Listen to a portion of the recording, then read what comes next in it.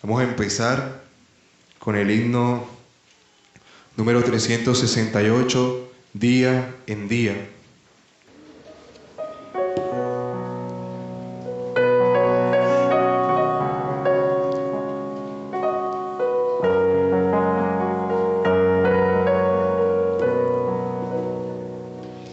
Día en día Cristo está conmigo, me consuela en medio del dolor, pues confiando en su poder eterno, no me afano ni me da temor. Sobrepuja todo entendimiento, la perfecta paz del Salvador. En su amor tan grande e infinito, siempre me dará lo que es mejor. Día en día Cristo me acompaña y me brinda dulce comunión. Todos mis cuidados Él los lleva, a Él le entrego mi alma y corazón.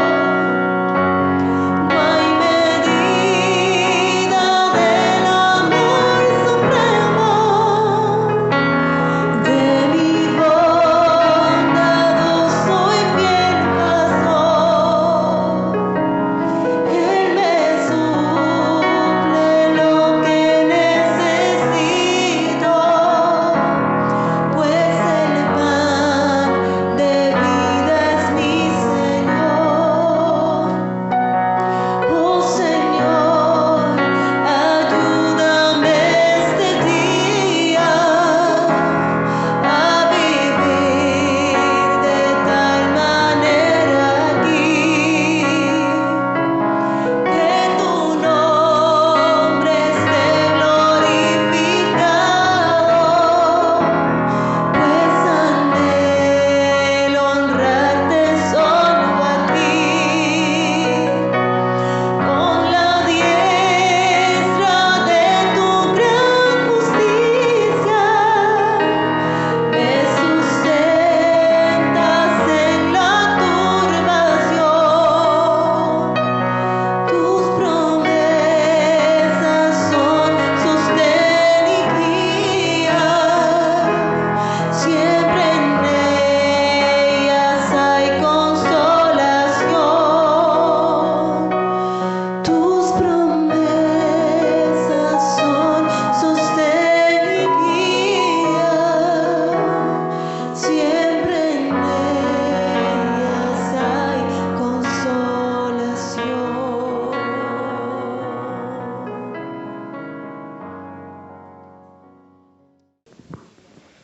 Hermanos, buenos días. Bueno, hoy tenemos una visita bastante especial, un gran amigo, conozco hace varios años ya, un buen amigo, del cual he aprendido demasiado, un excelente maestro. Él ha estado esta semana aquí enseñando en el seminario, ha sido un buen tiempo con él durante esta semana. Para todos los ancianos ha sido un buen tiempo con él y estoy seguro que para ti también ha sido un buen tiempo aquí con nosotros. Entonces él es el pastor John Sandoval, ha plantado ya 3 iglesias en Bucaramanga, específicamente la iglesia reformada, la iglesia cristiana reformada de Bucaramanga. Entonces él va a estar compartiendo con nosotros la palabra hoy. Espero que sea de mucha bendición para todos nosotros. Pastor, adelante. Bueno, buenos días hermanos, un gusto, mi nombre es John, me puede decir John, y felizmente casado, 3 niños, una niña que acaba de nacer, y bueno, con una presentación de esas le ponen a uno un peso, cierto, que lamentablemente levanta su estándar, su expectativa, y después, ¿eso era todo? Entonces mi intención es solamente compartir con ustedes solamente lo que podamos en este servicio de adoración. Por ese motivo estoy muy agradecido por la invitación de los ancianos aquí. Lo intentamos muchas veces, siempre pasaba algo y esta vez casi se aborta el propósito. Y bueno, estuve enseñando precisamente la doctrina de la iglesia con los hermanos del seminario. ¿Alguno de ustedes estuvo en clase? ¿Ninguno? ¿No? Ah, no, los presbiterianos no necesitan aprender, ¿cierto? Ya, ustedes se llenaron de requisitos y ya, todo bien. Bueno, entonces como ustedes no estuvieron, lo siento, los voy a perseguir y vamos a sintetizar todo lo que vimos en la lección de hoy. ¿Les parece? Muy bien, así que por favor abra su Biblia en Hechos de los Apóstoles. Hechos de los Apóstoles, capítulo 2. Bueno, saludos de los hermanos en Bucaramanga, Florida y Piedecuesta, por supuesto. Yo soy más o menos una cara visible, pero hay un trabajo de fondo enorme con muchas personas que han ayudado a plantar la iglesia. Así que en memoria de ellos también está la enseñanza de hoy.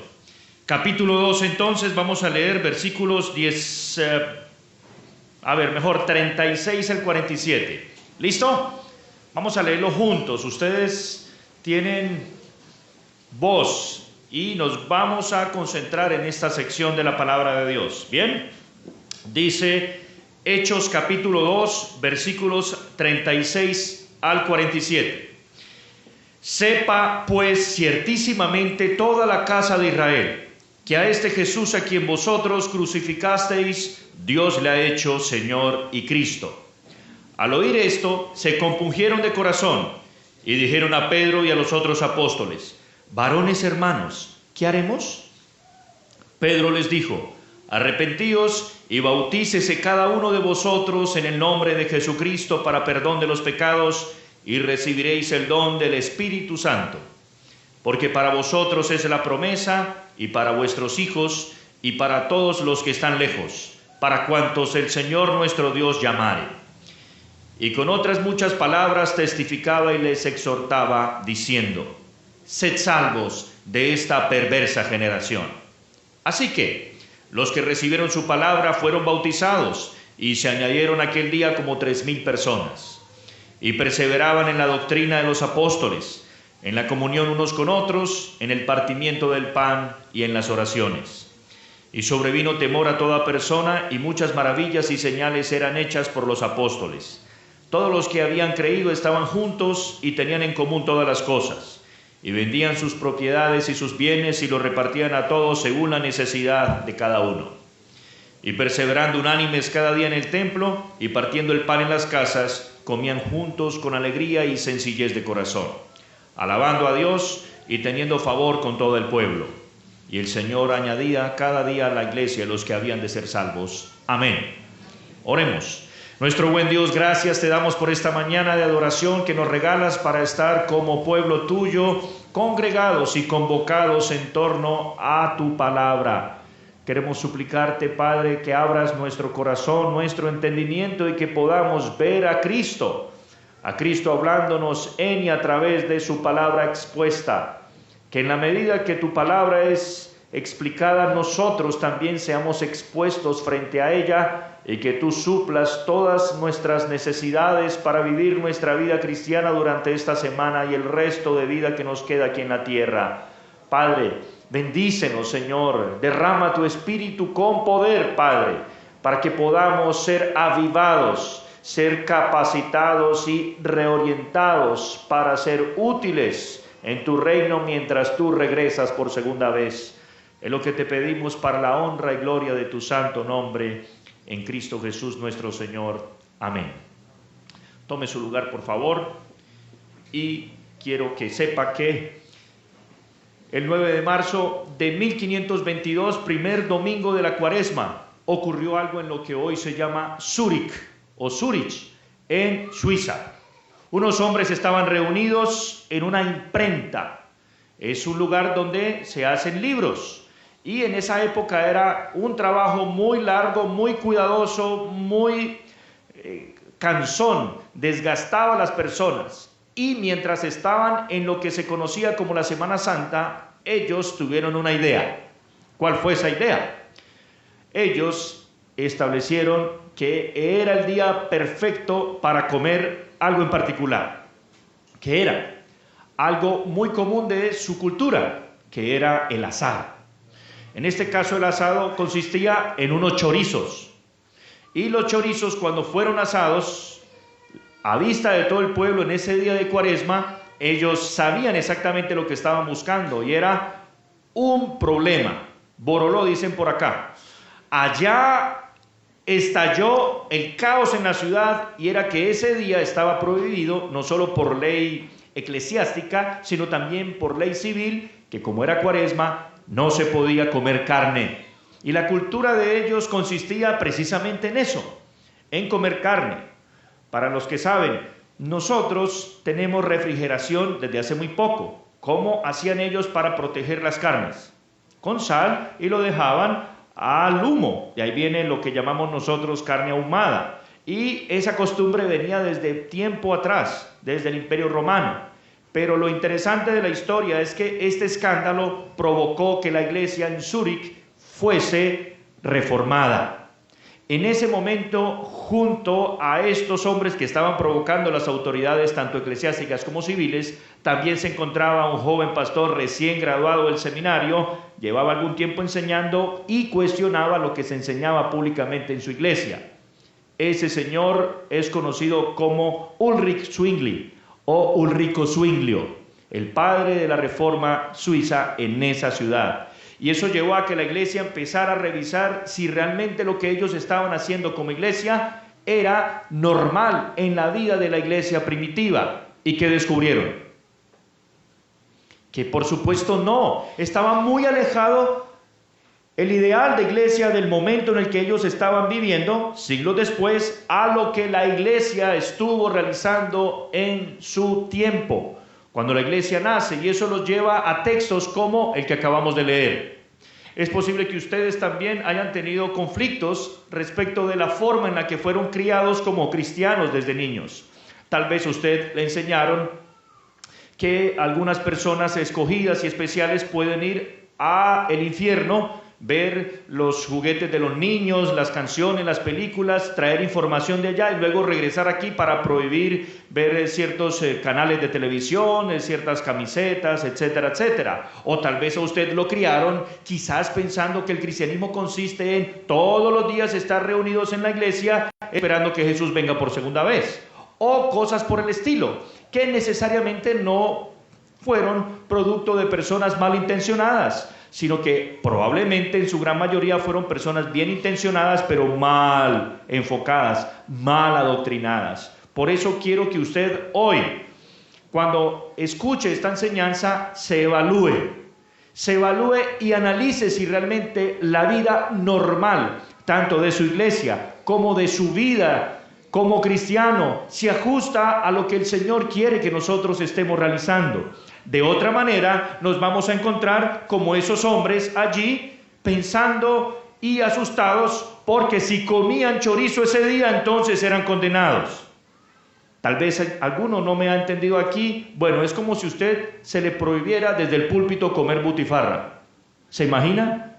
Un patrimonio de su cultura, eso hace parte de su sangre. Son los primeros sabores y olores que conoce un niño en Cartagena.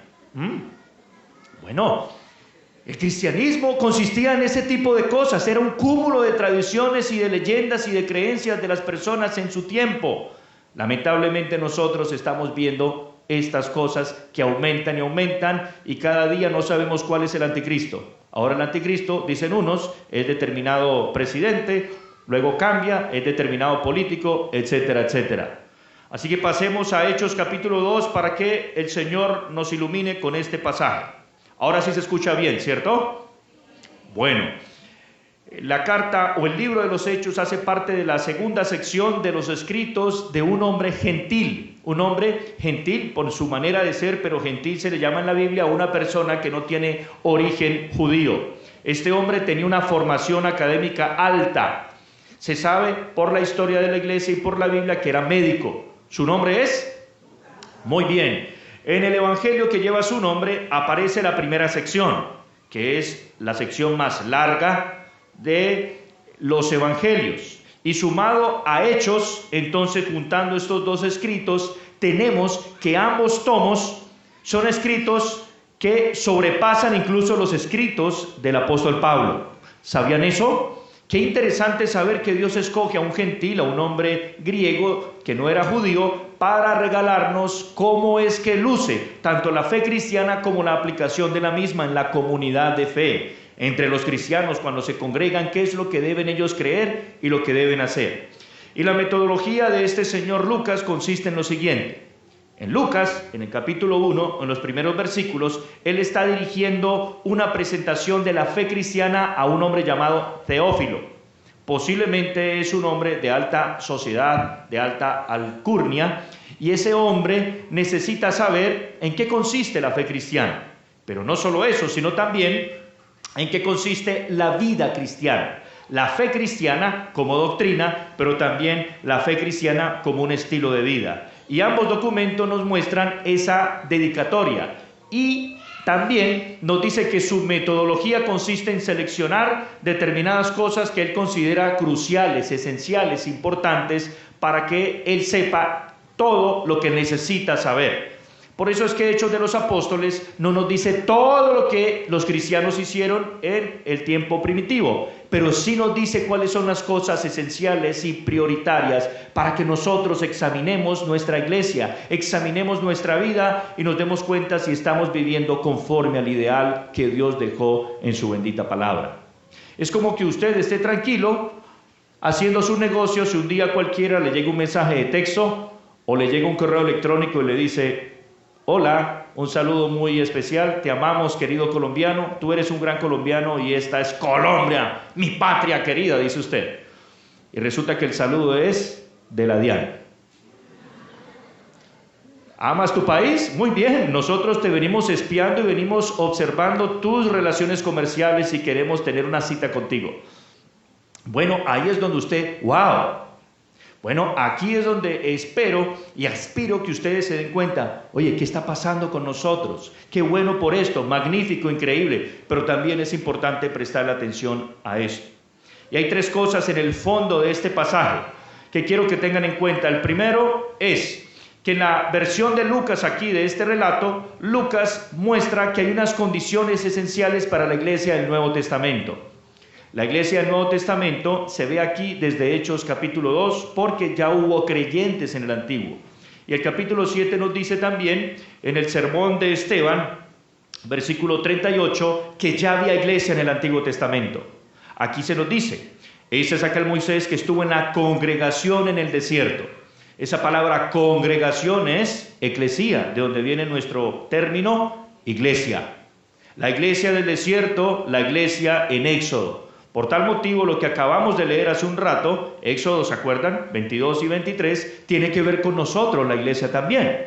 Pero ¿cómo es que se aplica esto? Bueno, en el capítulo 1, en el versículo 12, encontramos aquí que hay unas personas que están reunidas en el aposento alto. ¿Quiénes son?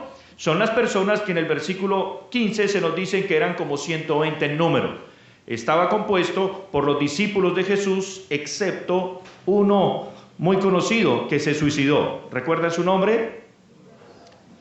Y además estaban también la familia en la carne de Jesús, María y los hermanos de Jesús en la carne, más otras personas que fueron testigos de la resurrección de Cristo. Ahí Cristo les está apareciendo a ellos durante 40 días. Y ellos están congregados unánimes juntos, es decir, están reunidos con el mismo objetivo o con el mismo sentir, que es esperar la promesa que el Señor había dado para ellos. Esa promesa había sido anunciada por Juan el que bautizaba. ¿Cuál era la promesa? La venida del Espíritu Santo para que morara permanente y públicamente y totalmente con ellos.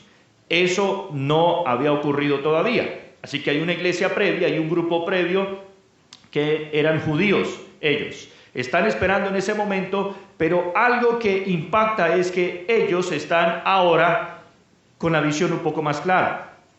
Ellos estaban esperando que el reino de Dios llegara a la manera judía. ¿Cuál era el reino de Dios a la manera judía?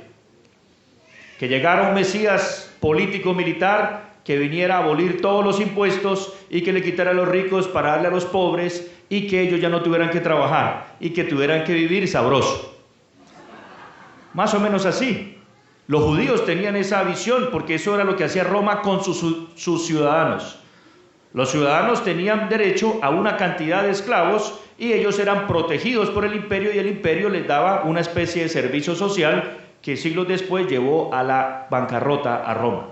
Bueno, eso que pasó aquí es impactante porque ellos ven al Señor resucitado, quedan impactados. Cristo ha resucitado, es el Mesías, gloria a Dios. Sin embargo, el Señor les dice: no les corresponde a ustedes saber los tiempos o las sazones que el Padre puso en su sola potestad.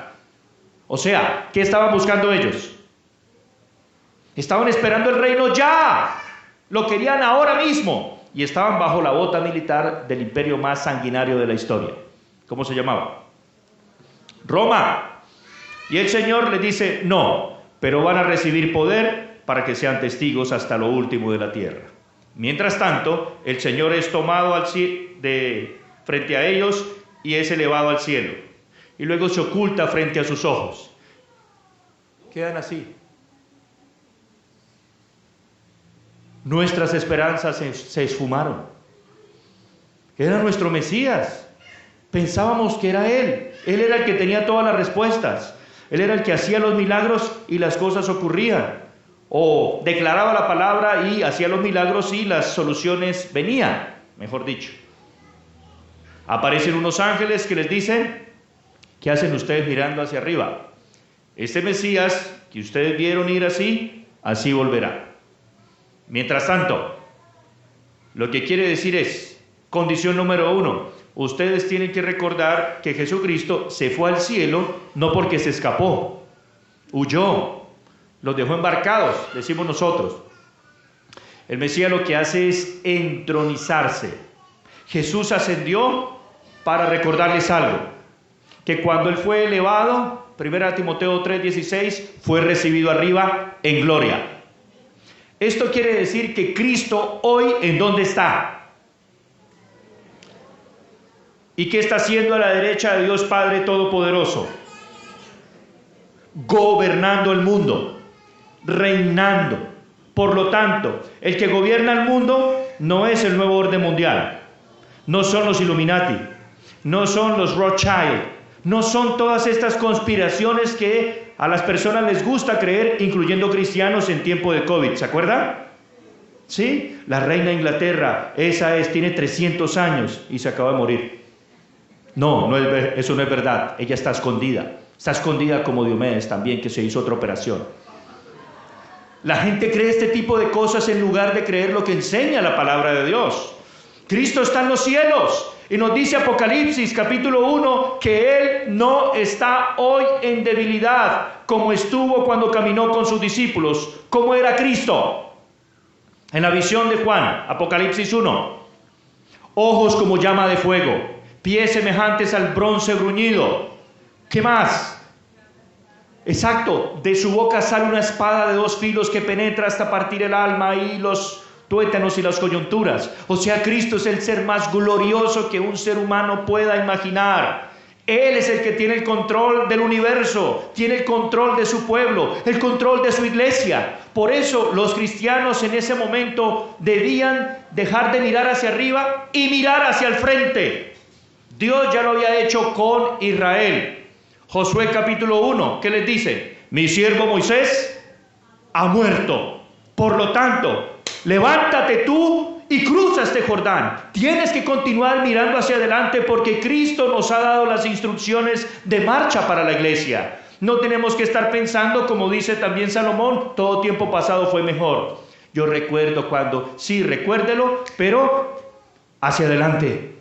Cristo nos ha dado instrucciones, la vida continúa, el tiempo que está en nuestras manos no volverá. Y aún de toda palabra ociosa, de toda inversión que nosotros hagamos, el Señor nos va a pedir cuentas. ¿Qué está haciendo ellos con ese tiempo? Están orando. Condición número 1 entonces, para la vida de la iglesia en el Nuevo Testamento, que Cristo esté entronizado. ¿Por qué está entronizado? Por 2 cosas. La primera, porque Dios aceptó su sacrificio. Esto quiere decir que ya no hay necesidad de sacrificios como dejar de comer salchichón, chorizo, butifarra o lo que sea para agradar a Dios.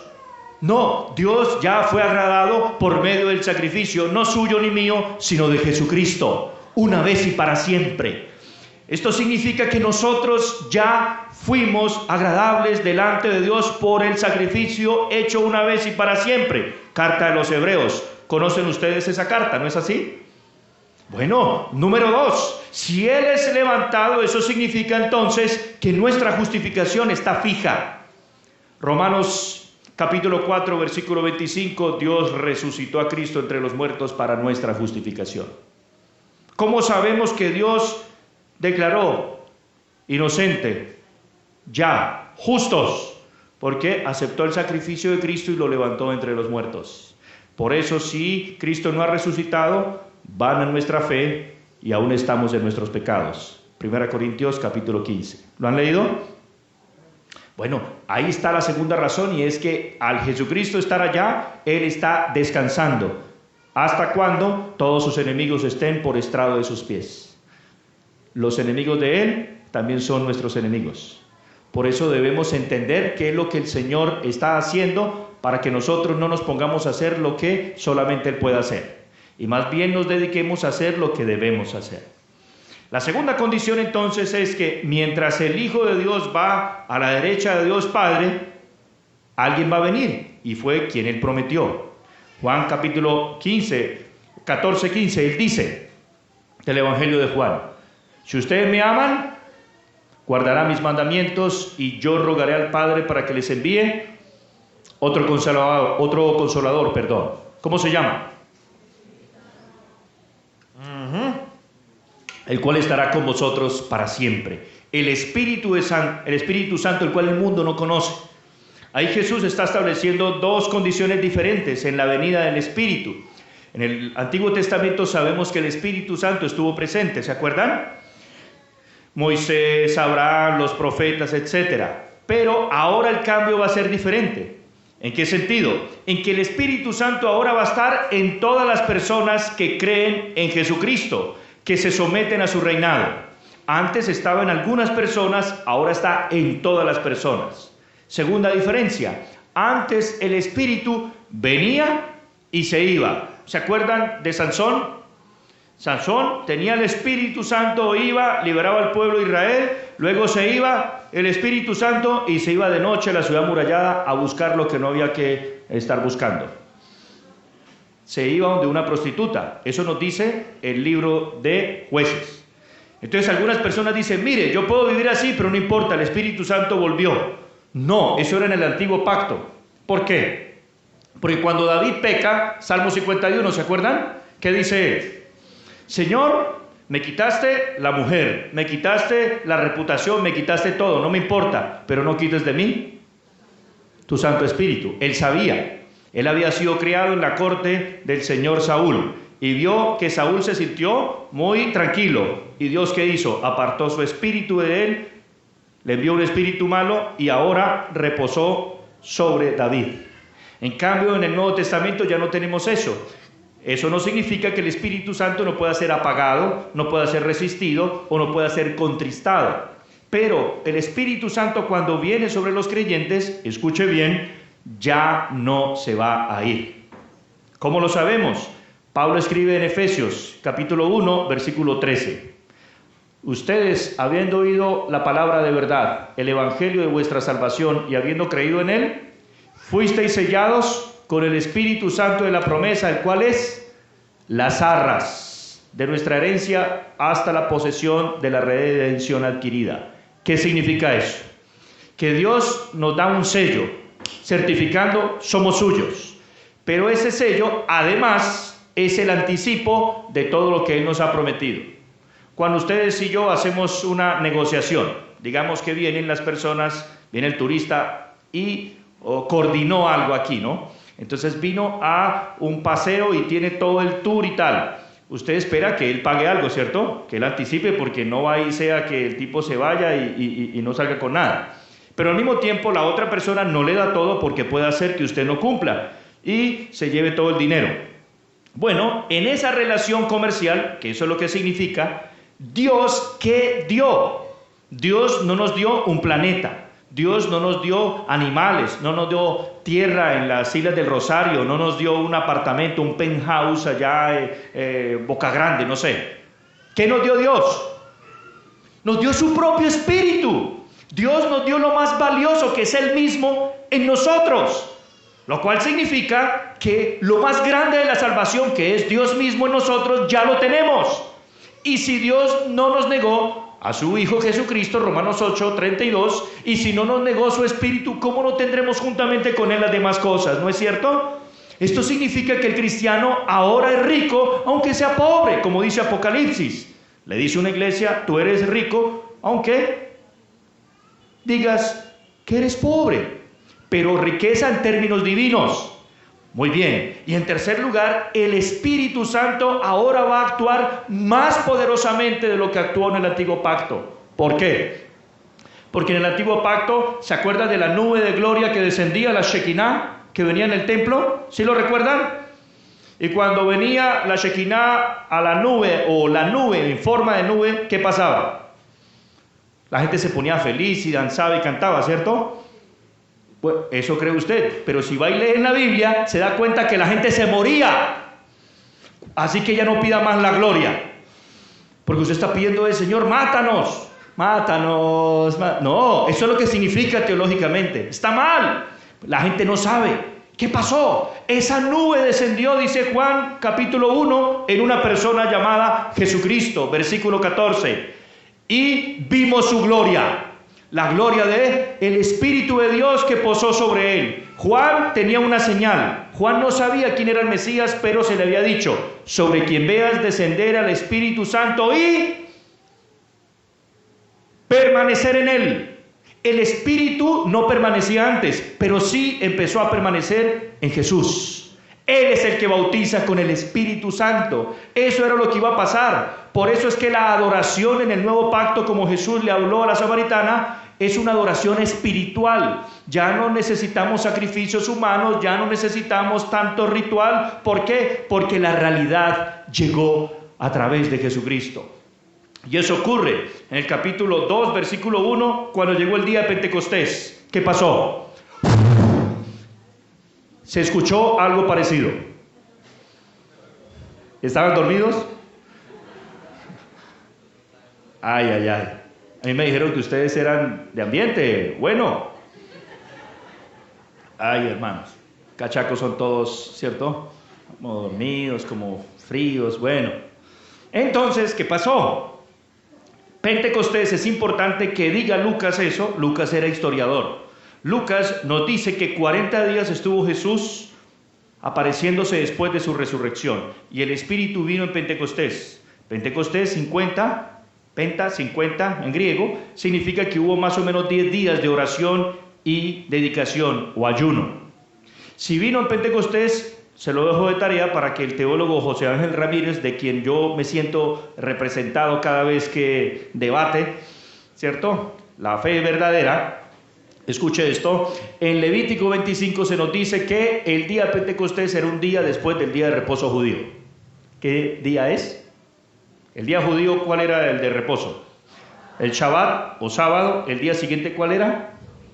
Tenía que ser un primer día de la semana. El Espíritu Santo vino el primer día de la semana para iniciar una nueva adoración. Y tercera condición es que Pedro se levanta, el mismo Pedro que estaba asustado, ¿sí? Que prometió, Señor, mi vida pondré por ti, yo soy el mejor, yo y más nadie, y yo soy el verdadero cristiano y tal, hasta que llegaron las fiestas del 11 de noviembre.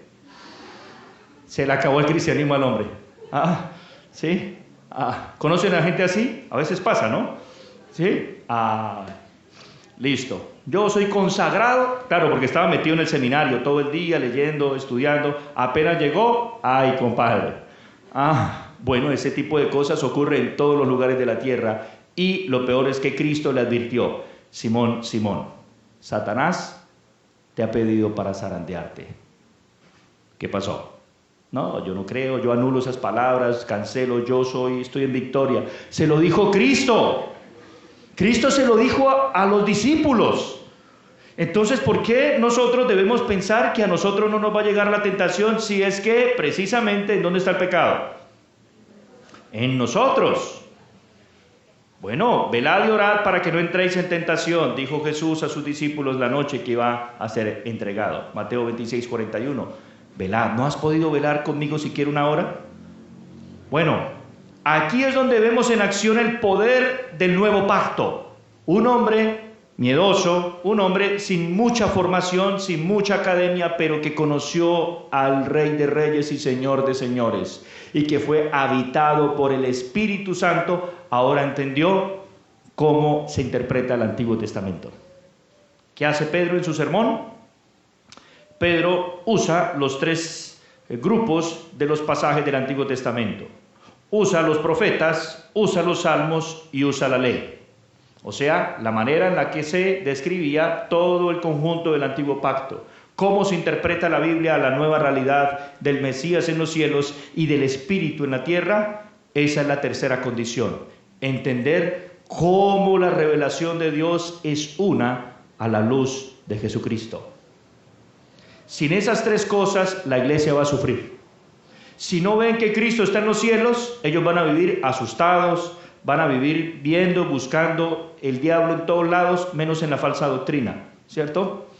Van a vivir perdiendo el tiempo, etcétera, etcétera. Si no creen que el Espíritu está aquí, entonces se van a inventar como una aplicación que me enteré en algún lugar del universo, en donde a los miembros les tienen una aplicación de ubicación para que el pastor y los ancianos sepan qué están haciendo. ¿Te imaginas eso?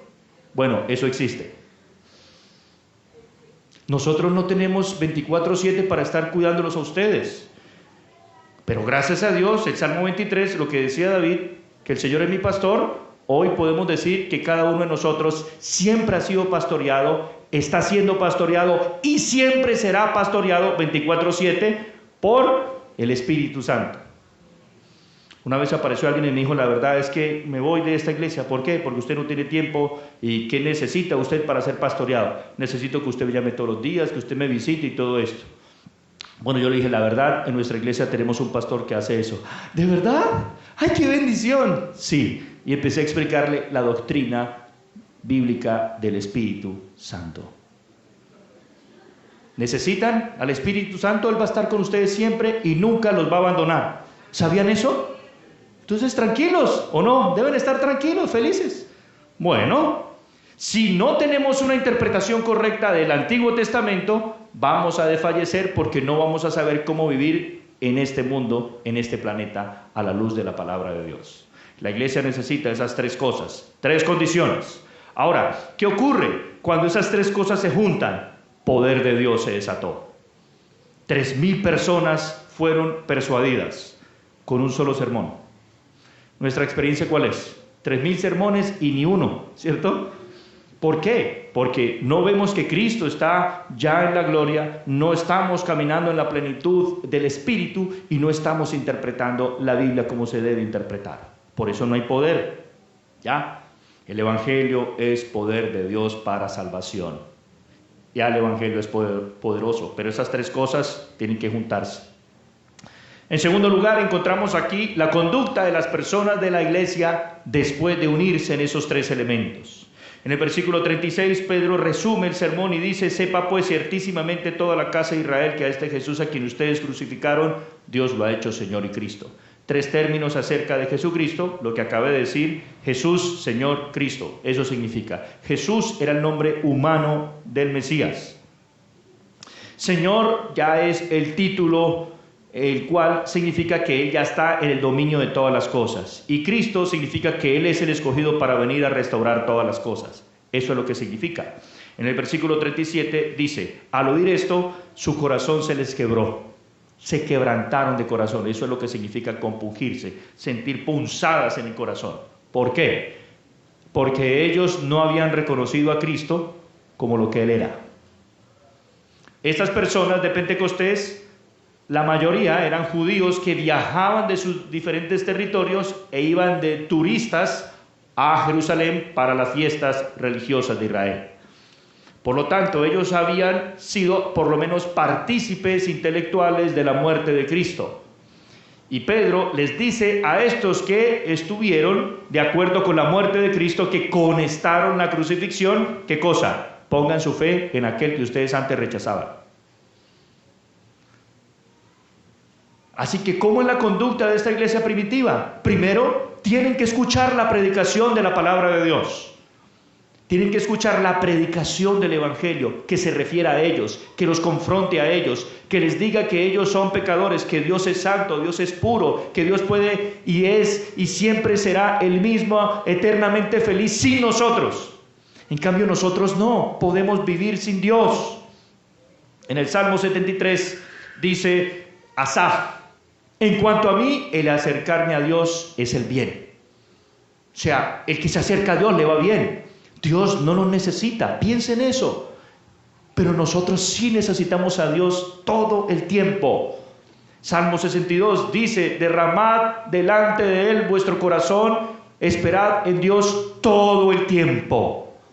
Necesitamos confiar, derramar nuestra alma delante de Dios. Es lo que Pedro les está diciendo. Número 2, ¿qué les dice Pedro? Pongan la fe en Él. Primero, arrepiéntanse, cambien su manera de pensar frente a Cristo. Segundo, arrepiéntanse. Tercero, sean bautizados. Estos eran judíos que debían identificarse públicamente con aquel que ellos habían rechazado. El bautismo ya había sido establecido por Cristo, Mateo 28. Él dice: deben ser bautizados para ser verdaderamente discípulos. 4, ¿qué encontramos aquí? Sean salvos de esta perversa generación. La perversa generación eran los judíos incrédulos. Tienen que establecer una distancia, una diferencia entre ellos y ustedes. Fuerte, ¿no? ¿Y cómo se iba a materializar esa distancia? Porque el Espíritu estaba prometido para ellos y para sus hijos y para todos los que el Señor llamare. Esto es maravilloso. La promesa del antiguo pacto, el Espíritu Santo que vivía allí en la nube, ahora iba a vivir en ellos. Ya lo expliqué. Ahí está la promesa. Va a vivir en ustedes y en sus hijos también. Había sido predicho. Isaías 60, Isaías 61 dice: esas palabras que yo puse en ti estarán sobre tus hijos y sobre los hijos de tus hijos. ¿Cómo iba a ser posible esas promesas? Por el Espíritu Santo de padres a hijos. Por el Espíritu Santo que predijo Joel. Los niños, los adultos, los ancianos, los esclavos. Ahí dice esclavos. Cuando dice ahí siervos, se refiere a esclavos. Esclavos hablando de Dios. Esclavos conociendo al Dios verdadero. Es solo el producto del poder de Dios manifiesto en esa iglesia. Ahora, no solo esto, sino que estas personas recibieron su palabra. Fueron bautizados y se añadieron como 3,000 personas. O sea, hubo una cosa impresionante. Hubo vida, hubo actividad, hubo visión. Ellos recibieron el Espíritu y empezaron a perseverar. Note, perseveraron fue después de recibir el Espíritu, no antes. ¿Por qué cuesta perseverar? Porque no tenemos fuerzas para perseverar. El Señor se lo había dicho a Israel. En Isaías 40, ¿lo han leído? Al final dice: los jóvenes flaquean y se cansan, los muchachos también. Es una forma hebrea de hablar. O sea, los que tienen fuerzas se cansan, los que creen tenerlas, en cambio, también. Pero solamente los que confían en el Señor, ¿qué van a recibir? Caminarán y no se fatigarán. Pero eso viene en Isaías 40, después de decir que hay un pastor que los va a llevar en sus manos. ¿Quién es el que los va a llevar en sus manos? Cristo. Cristo nos va a llevar en sus manos metafóricamente cuando nos presenta delante de su Padre como ya redimidos. Eso es el mensaje de los hebreos. Ya lo han estudiado, ¿cierto? Bueno, ya estamos nosotros siendo pastoreados por Cristo, porque Cristo nos ha presentado ya como suyos, sentados en lugares celestiales, dice Efesios 1. ¿Cierto? Ustedes saben eso, pues, reformados, ¿cómo no van a saberlo? ¿Ya? Bueno, de ese modo, ellos entonces perseveran porque saben que hay un poder disponible, una fuente de autoridad que fluye a favor de ellos. Y miren, ¿en qué empiezan a perseverar? Versículo 42. ¿En qué?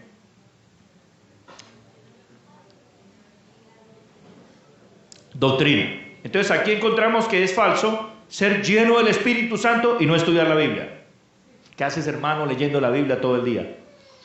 Lo que está escrito ahí se resume en amor. Ve y practícalo. No, necesitamos conocer más y más y más la palabra de Dios. Yo me acuerdo cuando venía, iba a todos los cursos, todos los estudios. ¿Se acuerda cuando usted hacía eso? ¿Qué pasó? Yo puedo saber que vosotros sois hipócritas. Estáis confiando en vuestro conocimiento. Y eso no sirve. Solo, sin estar en comunión unos con otros, hermanos. Vengo al futuro para decirles que van a caer en alguna de las cosas que cayó la iglesia primitiva. Se volvieron gnósticos. ¿Sabe qué es un gnóstico? Un buscador de conocimiento nada más. Y que empieza a establecer como líneas de conocimiento. Este es el superior, estos son los inferiores. Yo me acuerdo cuando oraba, cuando ayunaba, cuando uno es nuevo en la fe. ¿No necesita orar? ¿No necesita perseverar? La iglesia, su conducta se ve como una comunidad que ahora se arrepiente de sus pecados, que confía en Jesucristo, que se bautiza, que se aparta de la perversa generación, santificación, que persevera en el discipulado, en conocer la doctrina apostólica. Ellos no la conocían. Si yo me pongo a hacer un repaso aquí de la doctrina apostólica uno por uno de los miembros de la Iglesia de Nación de Dios, podemos decir que realmente viven apostólicamente. ¿Qué es vivir apostólicamente? No me malinterprete. Hoy apostólicamente es tener yates, viajar por el mundo y esto, así viven los apóstoles. No, tienen oro y plata pero no tienen a Cristo. Mientras Pedro y Juan no tenían oro y plata pero tenían a Cristo. ¿Ve la diferencia? No, eso es lo que pasa aquí. Esa es la conducta como debe lucir la iglesia. Perseveraban no solamente en esto, sino también en ¿qué? Comunión unos con otros. Observen, nosotros no producimos la comunión. El Espíritu produce la comunión. Siempre vamos a encontrar personas que dicen, ay, esta iglesia falta relaciones y tal. Pero las personas son decepcionadas por el mundo y no lo abandonan. ¿Cierto? Pero algo les pasa en la iglesia, me voy de la iglesia. ¿Se da cuenta de la inconsistencia nuestra? No, eso son maneras sutiles de justificar nuestro abandono de la comunión con Dios. Además, ¿qué más persevera la iglesia? Partimiento del pan. Hoy el pastor va a explicar, así que no le voy a quitar material. Y oraciones. ¿Cómo lucía esta iglesia? O sea, si alguien pasara, ¿a qué se dedicaban ellos? Arrepentirse de sus pecados. Creer en Jesucristo. Ser bautizados, abandonar la perversa generación. ¿Qué más? Perseverar en la doctrina, perseverar en la oración, perseverar comunión unos con otros y perseverar en el partimiento del pan. Si alguien les pregunta a ustedes, ¿qué hacen en su iglesia? ¿Cómo la puede describir usted? Ahí está. ¿No es así? Esa es la vida cristiana normal. Esa es la vida de la iglesia normal. O por lo menos así debe ser. Consecuencias. Tercero, ya vimos las condiciones. ¿Cuáles eran? Entender el señorío de Cristo. Segundo, entender la habitación y el ministerio del Espíritu. Tercero, entender la unidad de la Biblia.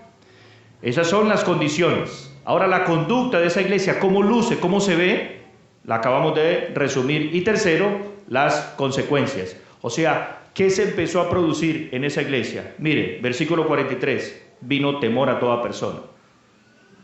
Ahí temor no es, uy, yo no me voy a unir a la iglesia porque me da miedo. No. O como algunas personas que dicen, mire, cuando yo ya no peque, me bautizo. ¿Conocen a personas así? Mire, cuando yo en serio soy miembro de la iglesia. Todavía no hago el curso de nuevos miembros. ¿Por qué? Porque yo todavía tengo, ya tú sabes, tengo que arreglar cosas y tal.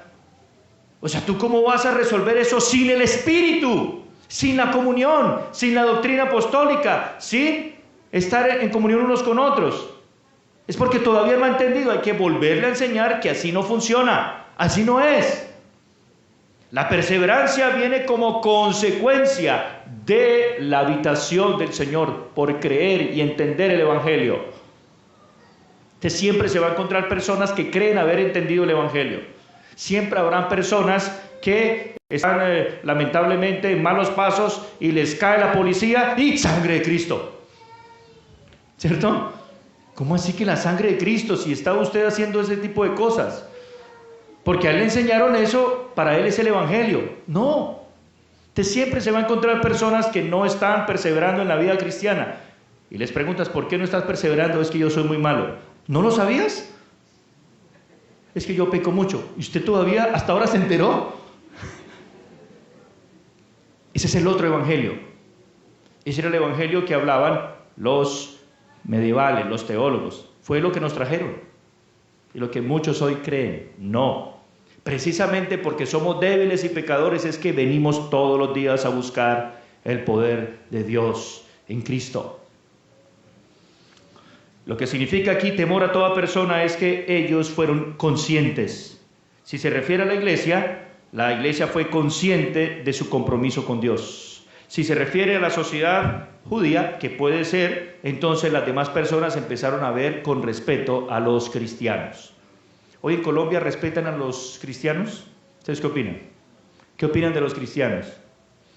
Que es un negocio.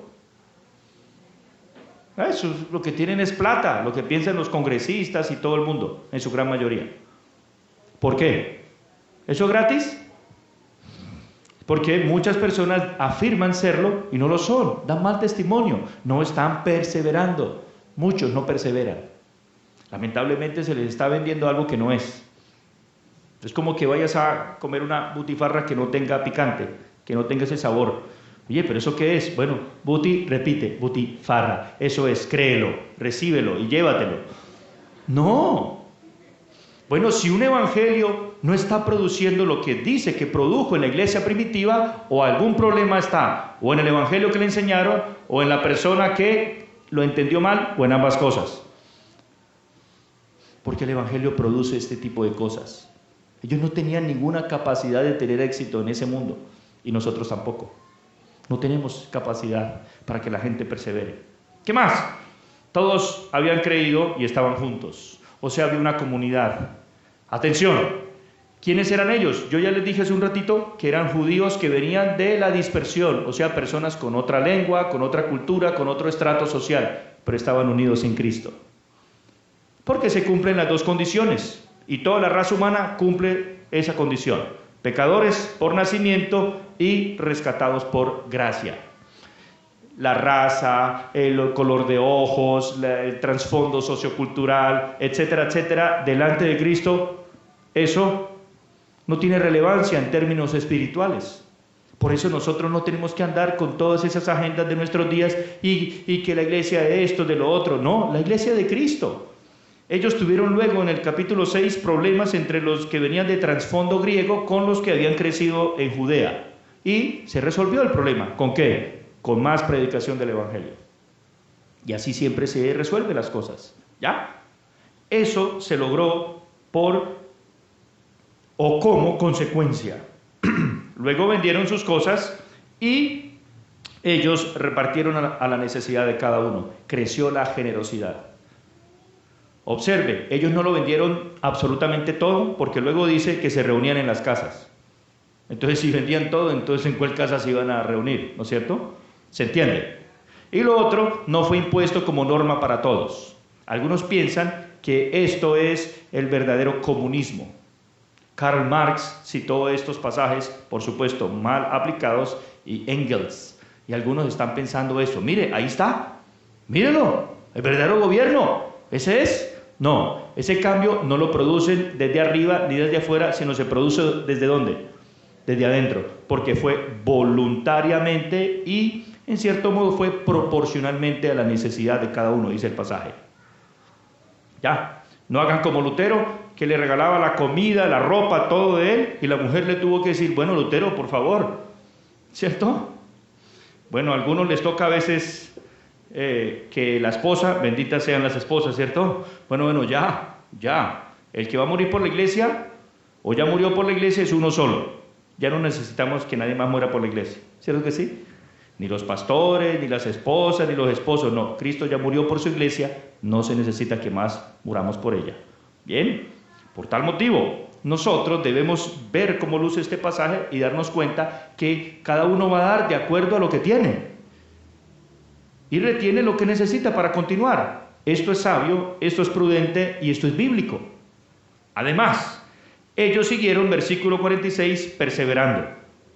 Pero ahora aparece ya perseverando no solo en esto, sino en congregarse. La gente deseaba, como Jeremías, venir a la iglesia. Ustedes han visto ese pelado. Vamos para la iglesia. Estamos en la iglesia. Sí, llegó a la iglesia. Descansó en la paz del Señor. ¿Ustedes también están descansando en la paz de...? Bueno, necesito que se me despierten, por favor. Ya vamos a concluir. Pero ellos no solamente estaban en el templo, sino que durante la semana construyeron relaciones. Hermanos, ¿sabía que la iglesia es uno de los términos que yo amo más? Es la familia de la fe. Todos decimos, qué bendición, ¿cierto? Pero la mayoría de nuestros contactos en redes sociales son personas que normalmente no son los que tenemos más cerca. No estoy diciendo que esté mal tener relaciones con personas lejanas, no estoy diciendo que no, pero ¿qué ocurre? Dios nos llama a amar al prójimo que está más cerca de nosotros. Y si tú no te acostumbras, ¿qué vas a hacer en la eternidad con esa persona? Tienes que resolver el problema desde ya y acostumbrarte, porque vas a vivir mucho tiempo con esa persona. ¿Ya? Pero además, muchos de nosotros siempre estamos centrados en la salvación de nuestros familiares, lo cual está bien. Pero, mientras tanto, recuerden que los únicos que pueden participar de la cena más importante de la vida serán nuestros familiares en la fe. Y hay ocasiones en que las cenas familiares, la de fin de año, para ellos es la vida, ¿no? A veces uno está ahí con tristeza. ¿Por qué? Porque uno sabe que esas cenas solo durarán en esta vida, si ellos no creen en el Evangelio. Cuando empezamos a entender eso, nosotros decimos, Dios, mi familia va a ser separada de mí, y yo de mi familia no creyente. Judío que se respete es arraigado a la familia, y ellos empezaron a desplazar a su familia en la carne por su familia en la fe. Hermanos, eso solo lo puede producir el Espíritu Santo. Como un hermano que dijo, este es mi hermano en la fe, y era una persona de otro color de piel y se le armó el problema. ¿Por qué? Porque hay personas que no entienden esto es sobrenatural. Yo no nací en la costa, pero me siento que tengo algo por ahí. Dios me ha dado una familia. ¿Se acuerdan cuando Simón Pedro dijo, maestro, lo dejamos todo y de aquello qué? ¿Qué le dijo Jesús? De cierto os digo que todo lo que hayas dejado por causa de mí, o sea, de Cristo, no por causa del estafador religioso, del pacto financiero, no, esas cosas las perdió. Entiérrelas y muera. ¿Listo? Sino las cosas que realmente usted dejó por Cristo, ¿qué le promete el Señor? Le será recompensado 100 veces más. Y ahí dice casas. Y usted, ¿y casas? Pero aquí, Señor, me gustaría aquí, para este lado de la ciudad. ¿A casas a qué se refiere? Pedro tenía dónde ir y la gente siempre lo hospedaba. Tenía muchas casas. Es sentir, hermano, que tenemos familias regadas por el mundo. Qué hermoso es conocer a alguien y sentir la impresión de que hace mucho tiempo ya le conocías, ¿no? Pero en la fe. Yo no sé usted qué estaba pensando, yo estaba pensando en la fe. Entonces cuando tú te conectas, tú dices, esa persona es mi hermano. ¡Qué privilegio! ¡Somos hermanos! ¿Quién produce eso? El Espíritu de Dios en nosotros, entender la doctrina apostólica, lo que divide al mundo, razas, color de piel, dinero, etc. A nosotros eso no nos tiene por qué dividir, aunque en este mundo hay distinciones y se mantendrán. ¿Más claro? Esto es precioso, hermanos. Es precioso. Ustedes oraban por su presbiterio y me gustó mucho lo que el hermano dijo, estamos orando aún por los que no conocemos. Pablo oraba por la iglesia de Colosas a los que nunca habían visto su rostro. ¿Lo han leído? Precioso. Nosotros orábamos por ustedes sin haberlos visto. Ahora orarán por nosotros por mí y mi familia, ahora ya que me han visto, sí, Señor, que se arrepienta, que lo cambies, Padre. También por eso, por favor. Y por último aquí dice, alabando a Dios y teniendo favor con todo el pueblo. El pueblo temía y respetaba el cristianismo y ellos empezaron a facilitarles cosas a los cristianos. Tanto que en el capítulo 6 dice que los sacerdotes, y no se refiere a los sacerdotes de Roma, porque cuando eso no existían, sino los sacerdotes de Jerusalén se convirtieron a la fe. ¿Qué tal? ¡Wow! ¿Cierto? Y en últimas, el mismo Señor, 47, añadía a la iglesia los que habían de ser salvos. El mismo Señor que está en los cielos, dice Lucas. El mismo Señor que envió su Espíritu. El mismo Señor que nos dio el Nuevo Testamento, la interpretación autorizada del Antiguo. Es el mismo Señor que desarrolló que la iglesia luciera con esta conducta. Se arrepentían de sus pecados, confiaban en Jesucristo, se bautizaban, recibían el Espíritu, ellos también, se apartaban de la generación perversa, perseveraban en la doctrina apostólica, en la comunión unos con otros, en el partimiento del pan y las oraciones. El resultado, la consecuencia de todo eso fue que la gente empezó a respetar la iglesia. Además, que hubo milagros y manifestaciones sobrenaturales del poder de Dios, en ese caso limitados a los apóstoles, pero luego también con los diáconos, y luego el Señor sigue manifestando su poder, solo que ya no está ligado a una persona en particular, sino a la iglesia como tal. ¿Ya? Además, estaban juntos y perseveraban en una relación tan profunda que ni siquiera los judíos pudieron producir. Recuerden que ellos dicen, varones hermanos, ¿qué haremos? Los judíos, en ese momento llaman a Pedro hermanos, no porque ya fueran cristianos, sino porque, ¿qué? Los judíos se tratan entre hermanos, pero todavía no eran hermanos. Como ustedes, mi hermano, bueno, es lo mismo, era el uso cultural. Bueno, ahora sí eran realmente hermanos. Daban sus bienes, se suplían las necesidades unos y otros, comían con sencillez, perseveraban en todo esto, alababan a Dios en alegría y ahora ganaron el favor del pueblo y el Señor siguió añadiendo más, o sea, se expandió la iglesia. Conclusión, esto es lo que nosotros debemos estar haciendo. ¿Hasta cuándo? Hasta cuando venga el Señor. Muy bien. Dos aplicaciones. Primero, esto es muy sencillo de entender, ¿cierto que sí?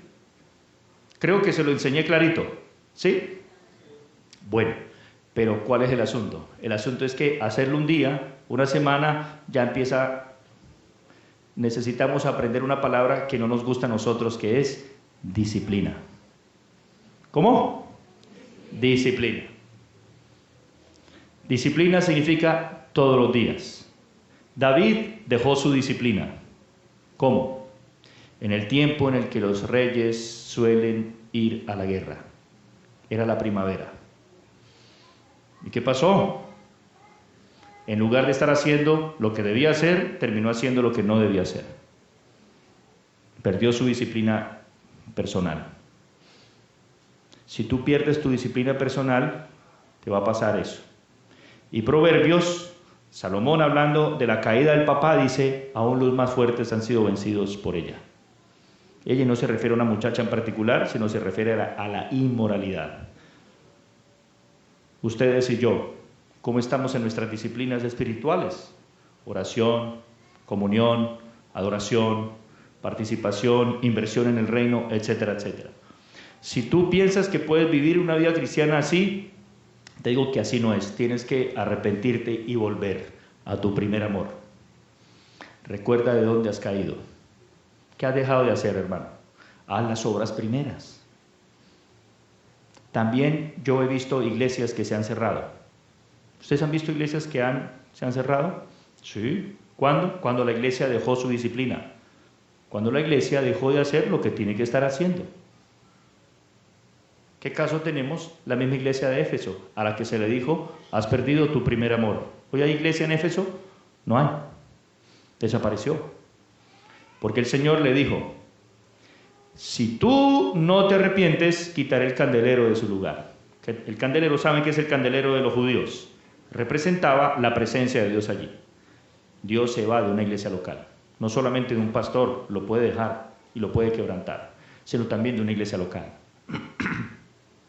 A todos nosotros nos puede pasar, y los cristianos les puede pasar lo mismo.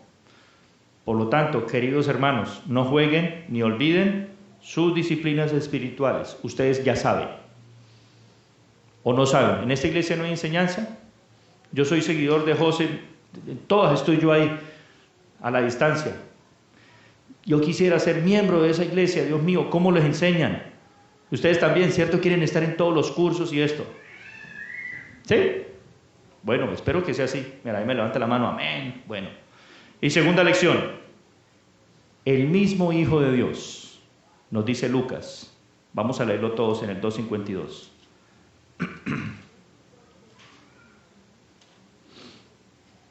¿Están cansados? Bueno, ¿seguimos? Bueno, no vamos a parar entonces. Versículo 52, mire lo que dice.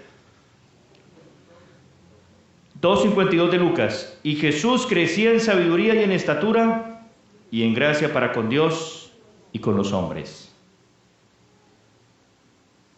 Jesús en su humanidad empezó a crecer. Y ahí dice 4 cosas y eso significa disciplina. A tal punto que Hebreos, ya lo estudiaron ustedes, solo lo voy a citar, Hebreos 5, ¿qué nos dice de Jesús? Hebreos 5:7. Y Cristo, en los días de su carne, o sea, se refiere a su humanidad, ofreciendo ruegos y súplicas con gran clamor y lágrimas al que le podía librar de la muerte, fue oído a causa de su temor reverente. Aún el Hijo de Dios necesitaba disciplinarse en la oración. Y aunque era hijo, por lo que padeció, ¿qué? Aprendió disciplina, aprendió la obediencia. Escuchen, hermanos, nuestro Salvador fue un hombre muy disciplinado en las cosas de Dios y no abandonó las demás cosas. ¿Qué debemos recordar? Que las personas que piensan que el cristianismo simplemente es estar en contra de este o del otro y tal, le va a pasar a estos locos que les cité al principio, los de Zúrich. Empezaron primero con los chorizos, ¿sí?, que asaron allá al frente para que todo el mundo supiera, y luego fueron tras más cosas. ¿En qué se terminó eso? En una revolución política y terminó en una tragedia. Estudie la historia de los anabaptistas. ¿Por qué? Porque ellos no se dieron cuenta que el cristianismo se trataba de disciplinarse a sí mismo, no de estar diciéndole el pecado a todos los demás. Es fácil uno ver el pecado en otros, ¿cierto que sí? Es fácil decir este y tal. ¿Y nosotros qué? Ten cuidado de ti mismo. Ten cuidado de tu iglesia. Ama tu iglesia. Cuídala. Antes no tenían esta iglesia. ¿Te acuerdas cómo era tu vida antes de no estar en esta congregación?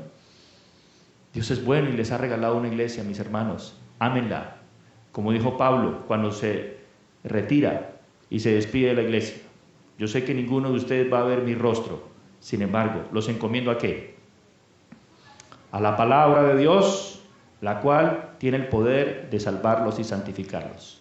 Ya tienen ustedes lo que necesitan para seguir adelante hasta cuando todos los pastores humanos muramos. ¿Saben por qué las iglesias tienen esos nombres, San Pablo, San Pedro, San, en la historia? Porque las iglesias se congregaban en la antigüedad y los romanos venían y mataban a los pastores. Muchos morían ahí mismo frente a la iglesia sellando su testimonio con sangre. Muchos se desanimaban y dejaban el cristianismo. No, yo pensé que este pastor iba a estar con nosotros para siempre. ¿Y qué pasó? Se iban, porque su fe estaba puesta en una persona. Y claro, todos necesitamos mentores. Yo tengo personas que me han ayudado mucho en la vida y ha sido muy difícil perder el contacto con ellas, cuando murieron o cuando se fueron para otro país, etc. Sin embargo, otros que hicieron, se reunieron en torno a y dijeron, vamos a recordar el legado de esta persona, y edificaron las capillas y las catedrales, por eso se llaman así. Ya después, con el paso del tiempo, vino el misticismo de pensar que había un ángel viviendo y todo lo demás. Pablo sabe que va a morir y Pablo recuerda al Mesías. Apliquen lo que yo les enseñé. Yo no voy a seguir con ustedes, pero otros van a seguir. Recuerden esta enseñanza hasta que nuestro Señor aparezca y nos dé nuevas instrucciones. Amén. Oremos. Gracias, Señor, por este día juntos. Gracias por recordarnos que las condiciones ya están dadas para que la iglesia persevere hasta el final. Ya estás a la derecha de Dios Padre Todopoderoso, ya enviaste a tu Santo Espíritu para morar y habitar poderosamente aquí en la tierra con nosotros, y ya tenemos el Nuevo Testamento para entenderlo con claridad. Todo el tema del Antiguo Testamento. Gracias porque sabemos cómo debe lucir una iglesia y a qué se debe dedicar la iglesia. A arrepentirse de los pecados, a creer en Cristo, a bautizarse, a recibir y cultivar una relación con el Espíritu, a abandonar la generación perversa, a construir una relación familiar entre los miembros de todo pueblo, lengua, tribu y nación, a suplir las necesidades de nuestros hermanos materialmente, a alabarte, a gozarnos, a perseverar en la doctrina, en la oración, comunión unos con otros, partimiento del pan y la alabanza. Confiamos en que tú vas a multiplicar esta iglesia y nos vas a permitir plantar más iglesias en todo el Caribe colombiano, incluso desde aquí enviar misioneros para otras partes de Colombia y de este mundo, mientras tú regresas, Señor. Gracias, Padre, por tu presencia prometida todos los días hasta el fin del mundo. Alabado sea tu nombre por los siglos de los siglos. Amén. Gracias, hermanos, por su tiempo.